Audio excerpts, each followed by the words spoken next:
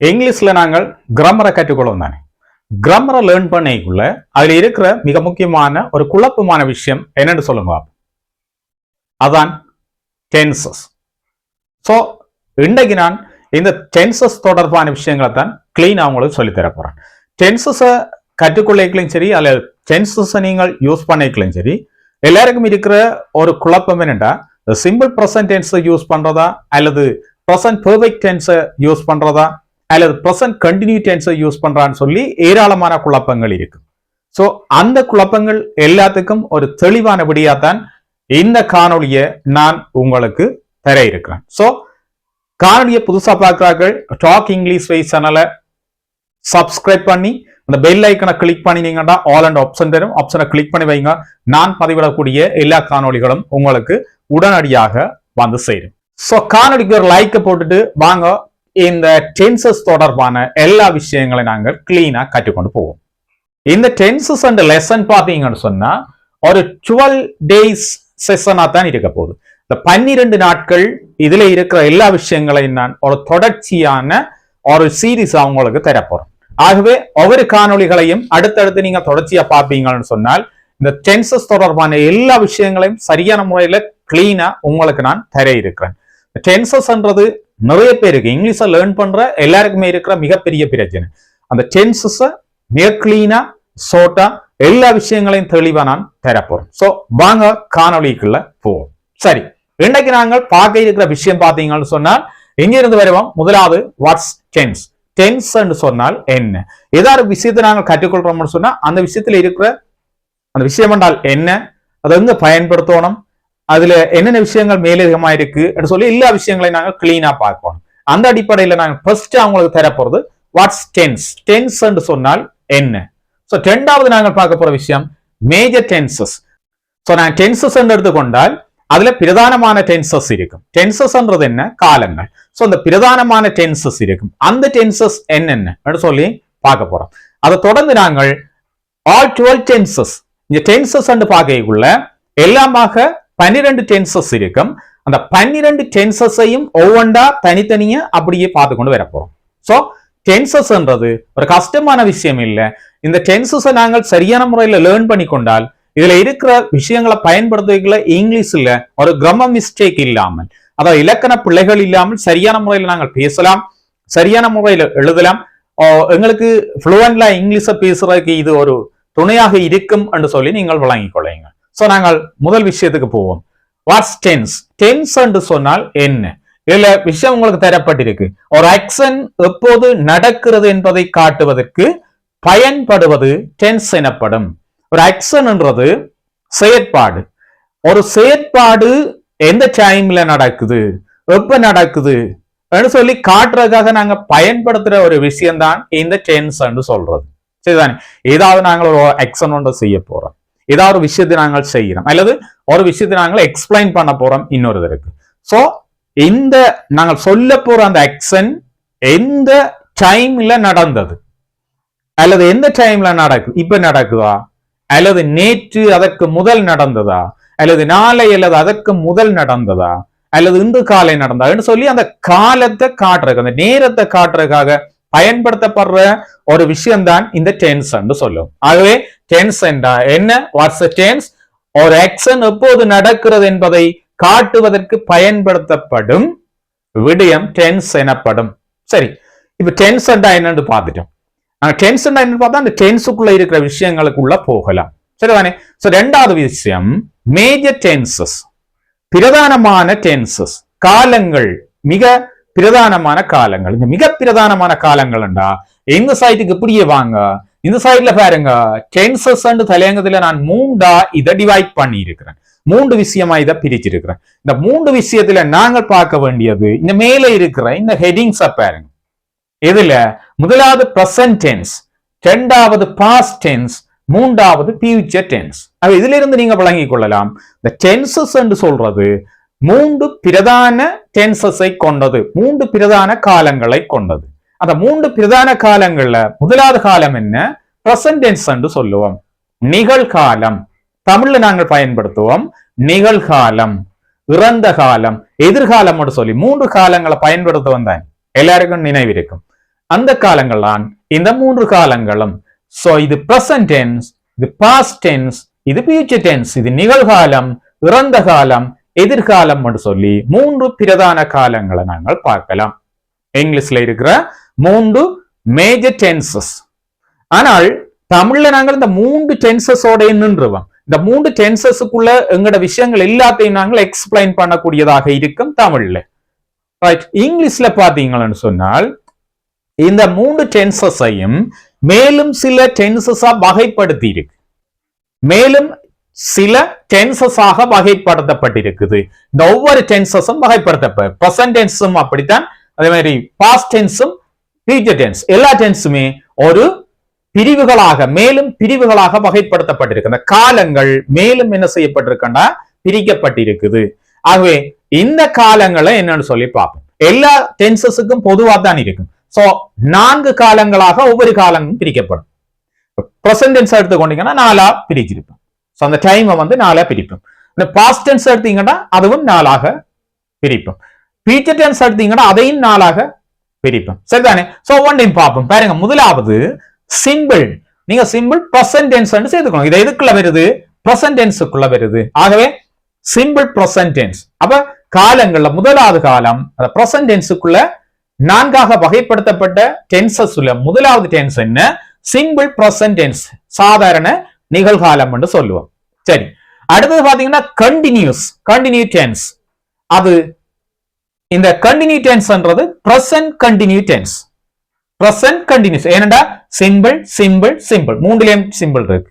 அப்ப இது present simple ஆயிருக்கும், அதாவது சிம்பிள் பிரசன்ட் ஆயிருக்கும். இது சிம்பிள் பாஸ்ட் ஆயிருக்கும். இது சிம்பிள் ஃபியூச்சர் டென்ஸ் ஆயிருக்கும். சரி, அடுத்து பாருங்க, கண்டினியூஸ் வந்து மூன்றிலும் இருக்கு. ஏன்னா பிரசன்ட்லயும் இருக்கு, பாஸ்ட்லயும் இருக்கு, ஃபியூச்சர்லயும் இருக்கு. ஆகவே இதை நாங்கள் சொல்லுவோம் பிரசன்ட் கண்டினியூ டென்ஸ். இதுல இருக்கிறது பாஸ்ட் கண்டினியூ டென்ஸ். இதுல இருக்கு பாத்தீங்கன்னு சொன்னால் ஃபியூச்சர் கண்டினியூ டென்ஸ். எல்லாத்துலயும் பொதுவா இருக்கு. எல்லா டென்ஸ்லயும் கண்டினியூண்டா எல்லாத்துலயும் கண்டினியூ இருக்கு. Simple present, simple past, simple future எல்லாத்துலயும் இந்த சிம்பிள்ன்றது இருக்கு. சிம்பிள் டென்ஸ் வந்து இருக்கு. சரி, மூன்றாவது டென்ஸ் பாருங்க, பெர்ஃபெக்ட். மூன்றிலும் பெர்ஃபெக்ட் டென்ஸ் இருக்கு. அப்ப இது என்ன perfect tense? Present perfect tense. இந்த டென்ஸ் என்ன? Past perfect tense. இந்த டென்ஸ் பாத்தீங்கன்னா ஃபியூச்சர் பெர்ஃபெக்ட் டென்ஸ். சோ மூன்றிலுமே பெர்ஃபெக்ட் டென்சஸ் வந்து இருக்கும். ரைட். நான்காவது பாத்தீங்கன்னா பெர்ஃபெக்ட் கண்டினியூ டென்ஸ். என்னதுல இருக்கிற பெர்ஃபெக்ட் கண்டினியூ டென்ஸ்? இது வந்து பிரசன்ட் பெர்ஃபெக்ட் கண்டினியூ டென்ஸ். அதே மாதிரி இதுல இருக்கிறது பாஸ்ட் பெர்ஃபெக்ட் கண்டினியூ டென்ஸ். இங்க இருக்கிற பாத்தீங்கன்னா ஃபியூச்சர் பெர்ஃபெக்ட் கண்டினியூ டென்ஸ். இந்த 12 தான் எல்லா டென்சஸும் இங்கிலீஷ்ல இருக்கிற முழு டென்சஸுமாக இருக்குது. 12 டென்சஸ். எப்படி வந்தது? 3 பிரதான டென்சஸ் இருக்கும். Present tense, past tense, future tense. இந்த டென்சஸ்ல மேலும் 4 டென்சஸா வகைப்படுத்தப்படுது. ஒவ்வொரு டென்ஸும் 4ஆக வகைப்படுத்தப்படுது. அதுல ஒன்று பிரசன்ட்ல இருக்கிற சிம்பிள் பிரசன்ட் டென்ஸ், சாதாரண நிகழ்காலம். பிரசன்ட் கண்டினியூ டென்ஸ், நிகழ்கால தொடர். அதே மாதிரி பிரசன்ட் பெர்ஃபெக்ட் டென்ஸ், நிகழ்கால வினைமுற்று. அதுக்கு பிறகு இருக்கிற லாஸ்டா பாத்தீங்கன்னா பிரசன்ட் பெர்ஃபெக்ட் கண்டினியூ டென்ஸ், அதாவது நிகழ்கால வினைமுற்று தொடர் வாக்கியங்கள் என்று நாங்கள் சொல்லுவோம். சரிதானே? தமிழ் உங்களுக்கு சம்டைம் இது புதுசா இருக்கும். குறிப்பா நான் இப்ப ஸ்ரீலங்காவில பேசுற தமிழுக்கும் இந்தியாவில பேசுற தமிழுக்கும் சின்ன டிஃபரெண்ட் இருக்கும். இந்த நாங்கள் சொல்லக்கூடிய இது என்ன சொன்னா பிரசன்ட் பெர்ஃபெக்ட் கண்டினியூ டென்ஸுக்கு. ஆனால் ஒரு சரியான தமிழ் என்று பாத்தீங்கன்னு சொன்னா இந்த எழுத்து மொழியில பேசப்படுற தமிழ் வந்து எல்லாருக்கும் பொதுவான தமிழா இருக்கும், எல்லாருமே புரிஞ்சு கொள்ளக்கூடிய தமிழா இருக்கும் நினைக்கிறேன். ஆகவே தான் இந்த தமிழை நான் அப்படி சொல்றேன். இந்த பெர்ஃபெக்ட் டென்ஸ் என்று சொல்றது, பிரசன்ட் பெர்ஃபெக்ட் டென்ஸ் என்று சொல்றது நிகழ்கால வினைமுற்று என்று சொல்லுவான். அதே மாதிரி பிரசன்ட் பெர்ஃபெக்ட் கண்டினியூ டென்ஸ்ன்றது நிகழ்கால வினைமுற்று தொடர் சென்டென்சஸ், அதாவது நிகழ்கால வினைமுற்று தொடர் வாக்கியங்கள் என்று சொல்லி சொல்லுவோம். இந்த விஷயங்கள் பொதுவா எல்லாருக்கும் விளங்கும் என்று சொல்லி நான் நினைக்கிறேன். சரிதானே? ஓகே, அடுத்த விஷயங்களை பாருங்க. பாஸ்ட் டென்ஸ்லயும் அதே மாதிரி இருக்கு. இது சிம்பிள் பாஸ்ட். சிம்பிள் பாஸ்ட் என்ன? சாதாரண இறந்த காலம். அதே மாதிரி இங்க பாஸ்ட் கண்டினியூ டென்ஸ் இருக்கு, இறந்த கால தொடர். சரிதானே? அதே மாதிரி இங்க இருக்குது பாஸ்ட் பெர்ஃபெக்ட் டென்ஸ், இறந்த கால வினைமுற்று. அதே மாதிரி இங்க இருக்குது பாஸ்ட் பெர்ஃபெக்ட் கண்டினியூ டென்ஸ். அப்ப பாஸ்ட் பெர்ஃபெக்ட் கண்டினியூ டென்ஸ்னா இறந்த கால வினைமுற்று தொடர் என்று அதை நாங்கள் சொல்லுவோம். இந்தியாவில் இருக்கிற ஃபியூச்சர் சிம்பிளா உங்களுக்கு விளங்கி இருக்கும். ஏற்கனவே நான் இந்த 2 டென்சஸுக்கும் அதுக்குரிய தமிழ் மீனிங் சொல்லி இருக்கிறபடியா ஈஸி. அப்ப இது சிம்பிள் ஃபியூச்சர் சொன்னா சாதாரண எதிர்காலம். இது கண்டினியூ டென்ஸ். ஃபியூச்சர் கண்டினியூ டென்ஸ்ன்றது எதிர்கால தொடர். அடுத்தது பெர்ஃபெக்ட் டென்ஸ். இது ஃபியூச்சர் பெர்ஃபெக்ட் டென்ஸ்ன்றது எதிர்கால வினைமுற்று. அதே மாதிரி ஃபியூச்சர் பெர்ஃபெக்ட் கண்டினியூ டென்ஸ் சொல்றது எதிர்கால வினைமுற்று தொடர். அதை நாங்கள் இதுல 12 டென்சஸையும் பார்த்திருக்கிறோம். அந்த பிரதான டென்சஸ் என்னன்னு பார்த்திருக்கிறோம். பிரதான டென்சஸுக்கு உள்ள இருக்கிற 12 டென்சஸையும் பார்த்திருக்கிறோம். அப்ப இந்த 12 டென்சஸும் தமிழ்ல பயன்படுத்தப்படுதுன்னு கேட்டா ஓம் பயன்படுத்தப்படுது. ஆனால் நாங்கள் அதை டிவைட் பண்ணி இந்த டென்ஸ் தான் இது, இந்த டென்ஸ் தான் இதுன்னு சொல்லி நாங்க பாக்குறோம். நாங்க பொதுவா 3 காலங்களுக்குள்ள பிரதானமான 3 காலங்களுக்குள்ள அதை நாங்கள் அடக்கிடுவோம். அதாவது நிகழ்காலம், இறந்த காலம், எதிர்காலம் என்று சொல்ல 3 விஷயங்களுக்குள்ள இந்த எல்லாத்தையும் நாங்கள் அடக்கிடுவோம். ஆனா இங்கிலீஷை பொறுத்தவரையில ஒவ்வொன்றும் டிவைட் பண்ணப்பட்டு மேலும் சிறிய சிறிய காலங்களாக பிரிக்கப்பட்டிருக்குது. ஆகவே நாங்கள் இதை பேசும்போது இங்கிலீஷ்ல பேசும்போது அல்ல எழுதும் போது இந்த காலங்கள் டென்சஸ மிகச்சரியா கருத்தில் எடுக்கணும். அப்பதான் சரியான முறையில எங்கட விஷயங்களை நாங்கள் எக்ஸ்பிளைன் பண்ணக்கூடியதாக இருக்கும். சரிதானே? சரி, இப்ப நாங்கள் பார்த்த விஷயங்கள் 12 டென்சஸும் என்னன்னு சொல்லி பார்த்துட்டேன். மொத்தமா 12 டென்சஸ் இருக்குது. இந்த 12 டென்சஸ்ல நான் இன்றைக்கு உங்களுக்கு இந்த சிம்பிள் பிரசன்ட் டென்ஸ் தொடர்பான விஷயங்களை கிளீனா சொல்லி தர போறேன். அப்ப டென்ஸ் என்னன்னு பார்த்துட்டோம், மேஜர் டென்சஸ் என்னன்னு பார்த்துட்டோம், அதுக்கு பிறகு ஆல் 12 டென்சஸ் எல்லா டென்சஸையும் பார்த்துட்டோம், 12 டென்சஸையும் பார்த்துட்டோம். இந்த டென்ஸ்ல முதலாவது இருக்கிற டென்ஸ் என்ன? பிரசன்ட்ல simple present tense. Simple present tense usage நிறைய இருக்குது, நிறைய இடங்களை நாங்கள் இதை பயன்படுத்துவோம். ஆகவேதான் இந்த சிம்பிள் பிரசன்ட் டென்ஸ்ன்றது என்ன விஷயம், இந்த சிம்பிள் பிரசன்ட் டென்ஸ்ல இருக்கிற எக்ஸாம்பிள்ஸ், இதை எப்படி நாங்க பேசணும், எப்படி எழுதணும்னு சொல்லி சில விஷயங்களை நான் உங்களுக்காக சொல்லி தர போறேன்.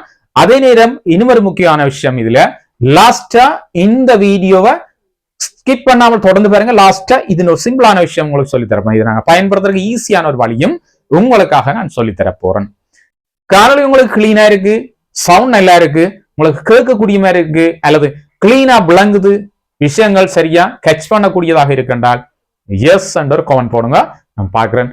பிறகு இந்த காணொலிகளை மேலும் உங்களுக்கு அதிகமாக தரக்கு எனக்கு உற்சாகமாக இருக்கும். அல்லது இதுல ஏதாவது கரெக்ட் பண்ண வேண்டி இருந்தால் நான் என்ன செய்யலாம்னு சொன்னா கரெக்ட் பண்ணிக்கொண்டு இது செஷன் 1 தானே, செஷன் 2 இல்ல மேலும் சில விஷயங்களை உங்களுக்காக ஆட் பண்ணக்கூடியதாக இருக்கும். சரி வாங்க, இந்த சிம்பிள் பிரசன்ட் டென்ஸ் என்ன, சிம்பிள் பிரசன்ட் டென்ஸை நாங்கள் எப்படி யூஸ் பண்ணணும்னு சொல்லி எல்லா விஷயங்களையும் பார்ப்போம். ரைட்? ஓகே, இப்ப சிம்பிள் பிரசன்ட் டென்ஸ் ஆனது 2-3 விஷயத்துக்காக பயன்படுத்தப்படுது. ஒன்று பாத்தீங்கன்னா டெய்லி ரொட்டீன்ஸ் சொல்றது, அதாவது நாளாந்த கடமைகள், நாளாந்தம் செய்கிற விஷயங்கள். இந்த விஷயங்களை எக்ஸ்பிளைன் பண்ணிக்கல, ஏதாவது நாளாந்தமா நீங்க செய்யற விஷயமா இருந்தால் அந்த விஷயத்தை எக்ஸ்பிளைன் பண்றதுக்கு நீங்கள் எந்த டென்ஸை பயன்படுத்தணும் வேண்டாம், சிம்பிள் பிரசன்ட் டென்ஸை பயன்படுத்தணும். சரிதான்? சோ எக்ஸாம்பிளுக்கு பாருங்க, இந்த எக்ஸாம்பிள நான் தந்திருக்கிறேன். I wake up at 6 AM every day. I wake up at 6 AM every day. நான் ஒவ்வொரு நாளும் காலை 6 மணிக்கு எழும்புவேன்னு சொல்லி போட்டிருக்கிறேன். Right? I wake up at 6 AM every day. Every day என்ன? ஒவ்வொரு நாளும். அப்ப நான் ஒவ்வொரு நாளும் காலம் 6 மணிக்கு எழும்புறேன். அதிന്റെ வளமையான செயற்பாடு. சோ அந்த வளமையான செயற்பாடை நாங்கள் எதனூடாக சொல்லணும் என்றால் சிம்பிள் பிரசன்ட் டென்ஸ் ஊடாக சொல்லணும். அப்ப இப்ப உங்களுக்கு விளங்கணும், ஏதாவது ஒரு வளமையான செயற்பாட்டை நீங்கள் செய்வீங்கன்னு சொன்னால் அந்த விஷயங்களை இந்த சிம்பிள் பிரசன்ட் டென்ஸ் ஊடாக எக்ஸ்பிளைன் பண்ணினீங்கன்னா அது கிராமட்டிக்கல் கரெக்டான சென்டென்ஸாக இருக்கும். ஓகே தானே? சரி, அடுத்த எக்ஸாம்பிள பார்ப்போம். சோ நெக்ஸ்ட் எக்ஸாம்பிளுக்கு போவோம். She takes bath at night. She takes bath at night. She takes bath at night. இரவுல தான் அவ குளிக்கிறவா. அவன் வளமையான செயற்பாடு எப்ப குளிக்கிறவான்னு சொன்னா நைட் டைம்ல குளிக்கிறவா. அவள் இரவு நேரங்களில் குளிப்பாள். சோ இரவு நேரங்கள்ல குளிக்கிறதான் அவளுடைய ஒரு நாளாந்த செயற்பாடாக இருக்குது. சோ அதை நாங்கள் சொல்லணும்னு சொன்னால் எதனூடாக சொல்லணும்? சிம்பிள் பிரசன்ட் டென்ஸ் ஊடாகத்தான் அதை எக்ஸ்பிளைன் பண்ணணும். she takes bath at night. அதே நேரம் மார்னிங்ல குளிக்கிறாள்னா நாங்கள் எப்படி சொல்லணும்? she takes bath in the morning. காலமையில குளிக்கிறாள். பிரேக்பாஸ்டுக்கு பிறகு குளிக்கிறாள்னு சொன்னா என்ன சொல்லுவோம்? she takes bath after breakfast. பிரேக்பாஸ்டுக்கு பிறகுதான் குளிக்கிறதா? பாவா வல்லமையா எப்படி செய்யறாவோ அந்த விஷயத்தை நாங்கள் எக்ஸ்பிளைன் பண்றதுக்காக இந்த சிம்பிள் ப்ரெசன்ட் டென்ஸை யூஸ் பண்ணிக்கொள்ளும். சோ நெக்ஸ்ட் எக்ஸாம்பிளுக்கு போவோம். they go to school by bus. they go to school by bus. அவர்கள் பாடசாலைக்கு பஸ்ஸில் போகின்றார்கள் அல்லது பஸ்ஸில் போவார்கள். வளமையான செயற்பாடு. they go to school by bus. அவர்கள் வளமையான இடத்துல போகின்றார்கள், பஸ்ல போகின்றார்கள். they go to school by bus. பஸ்ல தான் அவர்கள் பாடசாலைக்கு போகின்றார்கள். அவர்களுடைய வளமையான செயற்பாடு பஸ்ல போறது. ஓகே தானே? வேறு இடத்துக்கு அல்லது வேன்ல போறோம்னா நாங்க என்ன சொல்லுவோம்? they go to school by van. வேன்ல போகின்றார்கள். they go to school by car. கார்ல போகின்றார்கள். they go to school by bicycle. பைசிக்கிள்ல போகின்றார்கள். ரைட்? இப்படி நாங்கள் என்ன செய்யலாம்? வளமையான செயற்பாடு எப்படி இருக்கும் அதுக்கேற்ற மாதிரி எங்கட சென்டென்சஸ் சேஞ்ச் பண்ணி கொள்ளலாம். சரிதானே? சோ நெக்ஸ்ட் அடுத்த எக்ஸாம்பிளுக்கு போவோம். அப்ப இது டெய்லி ரொட்டீன்ஸுக்குள்ள வரும். இங்க இருக்கிறது பாத்தீங்கன்னு சொன்னால் இது என்னன்னு சொல்லுவோம்? ஃபேக்ட்னு சொல்லுவோம். அதாவது உண்மைகள். என்ன உண்மைகள்? இத பாருங்க. the sun rises in the east. the sun rises in the east. சூரியன் கிழக்கில் உதிக்கும். சூரியன் கிழக்கிலானே உதிக்கும். சூரியன் மேற்குல உதிக்குமா அல்லது வடக்கில உதிக்குமா? ரைட்? அல்ல வேறு எங்கேயாவது போனா பிறகு உலகத்துல வேறு எங்கேயாவது போனா வேற திசையில உதிக்குமா? இல்ல தானே? எங்க இருக்கிற வரைக்கும் சூரியன் பூமியினுடைய கிழக்கு திசையில் உதிக்கும். the sun rises in the east. அப்ப இது ஒரு பொதுவான உண்மை, எல்லாருக்குமே தெரிஞ்ச உண்மையான ஒரு விஷயம். சூரியன் கிழக்கிலான்னு உதிக்கும். நாங்கள் அமெரிக்காவில இருக்கலாம், கனடாவில இருக்கலாம், இந்தியாவில இருக்கலாம், ஸ்ரீலங்காவில இருக்கலாம். எங்க இருந்தாலும் சூரியன் எங்க உதிக்கும்? கிழக்குல உதிக்கும். அது ஒரு உண்மையான விஷயம். சோ அந்த ரியல் ஃபேக்ட் உண்மையான விஷயத்தை நாங்கள் எதனூடாக கொண்டு வரணும்? சிம்பிள் ப்ரெசன்ட் டென்ஸினூடாக கொண்டு வர வேணும். அப்ப நாங்கள் சொல்லிட்டோம். இப்ப the sun rises in the east. சூரியன் கிழக்கில் உதிக்கும். சரிதானே? இது ஒரு பொதுவான உண்மை. ரைட்? நெக்ஸ்ட் பாருங்க. water boils 100 degrees Celsius. water boils 100 degrees Celsius. இது எல்லாருக்கும் உங்களுக்கு தெரியும். ஏன்னா நீரை நாங்கள் கொதிக்க வச்சோம்டா அந்த நீர் 100 பாகை செல்சியஸ்ல வந்து கொதிநிலை அடையும். இது ஒரு எல்லாருக்குமே தெரிஞ்ச ஒரு விஷயம். அப்ப water boils 100 degrees Celsius. 100 degrees Celsiusல water boil ஆகும். Right? So next, birds lay eggs. birds lay eggs. பறவைகள் முட்டையிடும். birds lay eggs. பறவைகள் முட்டையிடும். பொதுவாகவே பறவைகளை எடுத்துக்கொண்டோம்னு சொன்னா பறவைகள் என்ன செய்யும்? முட்டையிடுகின்ற ஒரு வகைக்குள்ள வருங்க. சோ பேர்ட்ஸ் லே எக்ஸ் பொதுவான உண்மை. பேர்ட்ஸ் உலகத்தில் இருக்கிற எல்லா பேர்ட்ஸுமே என்ன செய்யும்? முட்டையிடுற ஒரு வகையை சேர்ந்தது. முட்டையிடுகின்ற ஒரு உயிரினம். அவை நாங்கள் அதில் எப்படி சொல்லலாம்? எல்லா இடத்துலயும் இது நடக்கிற ஒரு விஷயம். ரைட்? அப்ப எப்படி சொல்லலாம்? நாங்கள் எந்த டென்ஸு கூடாக இந்த விஷயத்தை சொல்லலாம்? எந்த டென்ஸு கூடாக இந்த விஷயத்தை எக்ஸ்பிளைன் பண்ணலாம் என்று சொன்னால் அது சிம்பிள் ப்ரெசன்ட் டென்ஸாக இருக்கணும். சிம்பிள் ப்ரெசன்ட் டென்ஸுக்குள்ளால தான் நாங்கள் இந்த உண்மைகளை சொல்ல முடியும். the birds lay eggs. birds lay eggs. Simple present டென்ஸுனோடாக அந்த விஷயங்களை சொல்லுவோம். சரி, வாங்க அடுத்த எக்ஸாம்பிளுக்கு போவோம். ஜெனரல் ட்ரூத், பொதுவான உண்மைகள் இருக்கு. சில உண்மைகள் என்ன கிட்டத்தட்ட எல்லாமே ஒரே மாதிரியான விஷயங்கள் தான். ஆனால் சில அந்த தலையங்களுக்கு சில ஹெடிங்கை கீழே அதை கொண்டு இருக்கிறேன் ஈஸியா நாங்களா புரிஞ்சு கொள்றதுக்காக. இந்த விஷயங்களை பாருங்க. Hard works leads to success. Hard work leads to success. Hard work வந்து ஒரு சக்சஸ் ஆன விஷயத்தை வெற்றியை நோக்கி கொண்டு செல்லும். Hard works lead to success. Right? கடினமாக உழைக்கின்றவர்கள் ஒரு காலத்துல நிச்சயமாக என்ன செய்யணும்னா வெற்றி பெறவினம். எப்படி? அந்த ஹார்ட் ஒர்க்ஸ் வந்தவர்களை அந்த நிலைக்கு கொண்டே சேர்க்கும். நாங்கள் கடுமையா படிச்சோம்னு சொன்னா நிச்சயமா ஃபியூச்சர்ல என்ன செய்வோம்? ஒரு பிரைட்டான ஒரு ஆளா இருப்போம். சோ அந்த ஒரு சக்சஸ் ஆன விஷயத்துக்கு அந்த ஹார்ட் ஒர்க்ன்றது எங்களை கொண்டே சேர்க்கும். நிச்சயமாக கடினமாக பாடுபட்டவர்கள் எல்லாருமே ஒரு நல்ல விஷயத்தை நோக்கி அடைஞ்சிருப்பார்கள், ஒரு நல்ல விஷயத்தை நல்ல நிலைமையை அடைந்திருப்பார்கள், வெற்றியை நோக்கி போயிருப்பார்கள். அந்த விஷயம் தான் இங்க சொல்லப்படுது.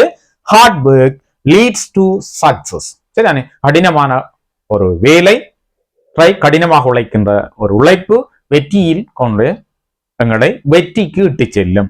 சரி, அடுத்த விஷயம், honest people get respect.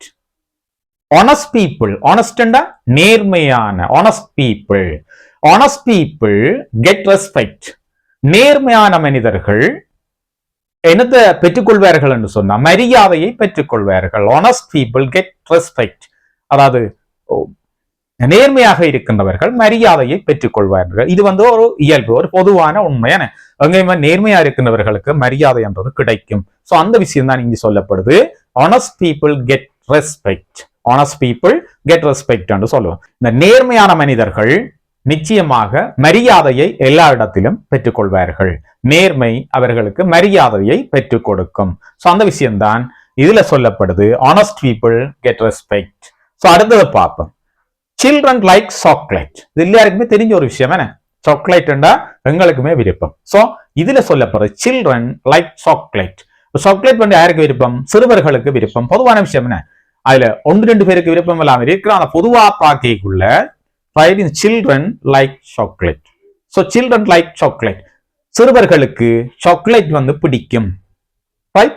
ஆகவே இந்த சிம்பிள் பிரசன்ட் டென்ஸ்ல என்னென்ன விஷயங்களை நான் கொண்டு வரலாம்னு சொன்னா, என்னென்ன விஷயங்களை எக்ஸ்பிளைன் பண்ணலாம்னு சொன்னா, ஒன்று நான் சொன்னது இந்த டெய்லி ரொட்டீன்ஸ், அடுத்தது இந்த ரியல் ஃபேக்ட்ஸ், உண்மையான நடக்கிற விஷயங்கள், ஜெனரல் ட்ரூத், பொதுவான உண்மை, இப்படி ஏராளமான விஷயங்கள் இருந்தாலும் நான் ஒரு குறிப்பிட்ட அளவில் உள்ளடக்கி தந்திருக்கிறேன். ஏன்னா நீங்க ஒரு பேசிக் விஷயத்தை கேட்ச் பண்ணி மைண்ட்ல போட்டுக்கொண்டீங்கன்னா அதுக்கு பிறகு நீங்கள் என்ன செய்யலாம், அட்வான்ஸை நோக்கி ஈஸியா போகக்கூடியதாக இருக்கும். அதான் ஒரு பேசிக் விஷயங்களை கிளீனா தரணும்ன்றக்காண்டி நான் இதை ப்ரிப்பேர் பண்ணி உங்களுக்கு தரேன். அப்ப உங்களுக்கு ஈஸியா இருக்கும் இதை லேர்ன் பண்ணி கொண்டு போறதுக்கு. சரிதானே? ரைட், அடுத்த விஷயத்துக்கு போகும். இந்த விஷயம் உங்களுக்கு விளங்கி இருக்கு தானே? விளங்கி இருக்கு நினைக்கிறேன். சோ இதை நீங்கள் வீடியோ போஸ்ட் பண்ணி பாத்தீங்கன்னு சொன்னா இதுல இருக்கிற ஒவ்வொரு விஷயமா நான் விளங்கப்படுத்தின எல்லா விஷயங்களும் உங்களுக்கு கிளீனா விளங்கக்கூடியதாக இருக்கும். ரைட், அடுத்த விஷயத்துக்குள்ள போவோம். இதான் நான் சொன்ன முக்கியமான விஷயம். ஒரு சிம்பிள் பிரசன்ட் டென்ஸ், நாங்கள் பார்த்த டென்ஸ் வந்து சிம்பிள் பிரசன்ட் டென்ஸ். இந்த சிம்பிள் பிரசன்ட் டென்ஸ்ல என்ன மாதிரி சென்டென்சஸ் கிரியேட் பண்ணணும்? ஒரு சென்டென்ஸ் எடுத்தோம்னா அந்த சென்டென்ஸ்ல வந்து பிரதான பகுதிகள் இருக்கும். அதே மாதிரி சிம்பிள் பிரசன்ட் டென்ஸ்ல ஒரு சென்டென்ஸ் எடுத்தோம்னா அதுக்கும் பிரதானமான பகுதிகள் இருக்கும். சோ அதை எப்படி நாங்கள் சரியான இடத்துல ஃபார்ம் பண்ணி ஒரு சென்டென்ஸை நாங்கள் கிரியேட் பண்றது, அதான் நான் சொல்லி தர போறேன். அந்த சிம்பிள் பிரசன்ட் டென்ஸினுடைய ஸ்ட்ரக்சர், இதுல இருக்கிற 12 டென்சஸுக்கும் தனித்தனியான ஸ்ட்ரக்சர்ஸ் வந்து இருக்கும். அதுல சிம்பிள் பிரசன்ட் டென்ஸுக்குரிய ஸ்ட்ரக்சர் தான் நாங்கள் இப்ப பார்க்க போறோம். கட்டமைப்பு எப்படி நாங்கள் அதை உருவாக்கலாம், ஒரு சென்டென்ஸ் எப்படி சிம்பிள் பிரசன்ட் டென்ஸ்ல கிரியேட் பண்ணலாம்னு சொல்லி தான் நாங்கள் பார்க்க போறோம். சரி, இதை பாத்தீங்கன்னா சிம்பிள் பிரசன்ட் டென்ஸுக்குரிய SVO. இந்த எஸ்ன்றது என்ன? எஸ் என்று பாத்தீங்கன்னா சப்ஜெக்ட். சப்ஜெக்ட் என்றால் எழுபாய். எழுபாய் என்றது என்னென்ன வரலாம்? நவுன் வரலாம். அந்த வேர்ட் கேட்டகரிக்குள்ள பாத்தீங்கன்னா நவுன் என்ற வேர்ட் இருக்கும், ப்ரொனவுன் என்ற வேர்ட் இருக்கும். சோ பெயர் சொற்கள், பிரதி பெயர் சொற்கள், என்ன ஜெரண்ட் என்ற வகைக்குள்ள இருக்கிற சொற்கள் வரலாம், இன்ஃபினிட்டிவ் வரலாம், ஃப்ரேசஸ் வரலாம், சொற்றொடர்கள், என்ன அதே மாதிரி கிளாசஸ் வந்து வரலாம். அப்ப ஒரு சப்ஜெக்டா வரக்கூடியது நாங்க பொதுவா நவுன் அண்ட் ப்ரொனவுன் பார்ப்போம். கொஞ்சம் அட்வான்ஸா போனோம்னு சொன்னால் இந்த விஷயங்கள் எல்லாத்தையும் பார்க்கணும். ஜெரண்ட் யூஸ் பண்ணுவோம், ரைட்? பட் அதுல எங்களுக்கு இது ஜெரண்டா என்னன்னு தெரியாமல் இருக்கும், பட் நாங்கள் யூஸ் பண்ணுவோம். அந்த விஷயங்கள் எல்லாத்தையும் நான் இந்த செஷனுக்குள்ள கட்டாயம் கொண்டு வருவேன். ஆகவே மிஸ் பண்ணாங்க ஒவ்வொரு வீடியோவையும் சரியா ஃபுல்லா கிளீனா பாருங்க. இந்த விஷயங்கள் எல்லாம் நீங்கள் கிளீனா விளங்கிக் கொள்ளக்கூடியதாக இருக்கும். சரிதானே? சோ ஒரு சப்ஜெக்டா வரக்கூடியது noun, pronoun, gerund, infinitive, phrases, classes, இதெல்லாமே சப்ஜெக்டா வரக்கூடியவை. ரைட், நெக்ஸ்ட் என்ன? வேர்ப். வேர்ப்ன்றது தனியா வினைச்சொற்கள். வினைச்சொற்களுக்கு ஃபார்ம் இருக்குது, சில வடிவங்கள் ஃபார்ம்ஸ் இருக்கு. அதாவது வினைச்சொற்கள் வேர்ப் 1 இருக்கு, வேர்ப் 2 இருக்கு, வேர்ப் 3 இருக்கு, வேர்போட ஐஎன்ஜி சேர்க்கிறது இருக்கு. இப்படி நிறைய வகைகள் இருக்கு. ஆனா சிம்பிள் பிரசன்ட் டென்ஸ்ல சாதாரணமாக இருக்கிற இந்த வேர்ப் 1 பயன்படுத்தினோம்னா சரி. Okay, right. அடுத்து பாத்தீங்கன்னா ஆப்ஜெக்ட் என்ன, பயனிலை. சோ பயனிலையில என்னென்ன வரப்போகுது, இங்க சப்ஜெக்டாக என்னென்ன வகையான வேர்ட்ஸை நாங்க பயன்படுத்தினோமோ அதே வகையான வேர்ட்ஸ் தான் இந்த ஆப்ஜெக்டாகவும் பயன்படுத்த போறோம். என்னென்ன பயன்படுத்த போறோம், நவுன் பெறலாம், ப்ரொனவுன் பெறலாம், ஜெரண்ட், இன்ஃபினிட்டிவ், ஃப்ரேசஸ், க்ளாசஸ், இவை எல்லாமே ஆப்ஜெக்டாகவும் பெறும், சப்ஜெக்டாகவும் நாங்கள் பயன்படுத்தலாம். அது இன்றைக்கு நாங்கள் முக்கியமான விஷயத்தை பார்த்திருக்கிறோம். டென்ஸ் என்ற விஷயத்துக்குள்ள ஒரு பேசிக்கான எல்லா விஷயங்களையும் பார்த்திருக்கிறோம். அதுலேயும் குறிப்பாய் 12 டென்சஸ்ல ஃபர்ஸ்ட் ஆயிருக்கிற சிம்பிள் ப்ரெசன்ட் டென்ஸ்ன்றத கிளீனா பார்த்திருக்கிறோம். எங்கெங்க பயன்படுத்தணும், எப்படி அதை யூஸ் பண்ணணும், அதோட ஸ்ட்ரக்சர் என்னன்னு சொல்லி எல்லா விஷயங்களையும் பார்த்திருக்கிறோம். மொத்தமா 12 செஷனை கொண்ட இந்த செஷன்ல நாங்கள் ஃபர்ஸ்ட் செஷனை பார்த்திருக்கிறோம். அதுல பேசிக்கா இன்ட்ரடக்ஷன் பார்த்திருக்கிறோம். அதே நேரம் பொதுவா இருக்கிற எல்லா டென்சஸையும் பார்த்திருக்கிறோம். மேலதிகமாக இந்த சிம்பிள் ப்ரெசன்ட் டென்ஸ் என்ற விஷயத்தை கிளீனா பார்த்திருக்கிறோம். அடுத்த லெசன்ல நாங்கள் அடுத்த டென்ஸோட மிக முக்கியமான விஷயங்களை தொடர்ந்து பார்க்க இருக்கிறோம். இவ்வளவு நேரமா இந்த காணொலியை பார்த்து கொண்டு இருக்கீங்கன்னா நிச்சயமா இந்த காணொலி பிடிச்சிருக்குன்னு நினைக்கிறேன். ஆகவே நண்பர்களுக்கும் காணொலியை ஷேர் பண்ணுங்க. இந்த காணொலிய ஊடாக அவர்களும் பயன்பெறட்டும். மீண்டும் ஒரு நல்ல புதிய காணொலியோடு உங்கள் அனைவரையும் சந்திக்கிறேன். நன்றி, வணக்கம்.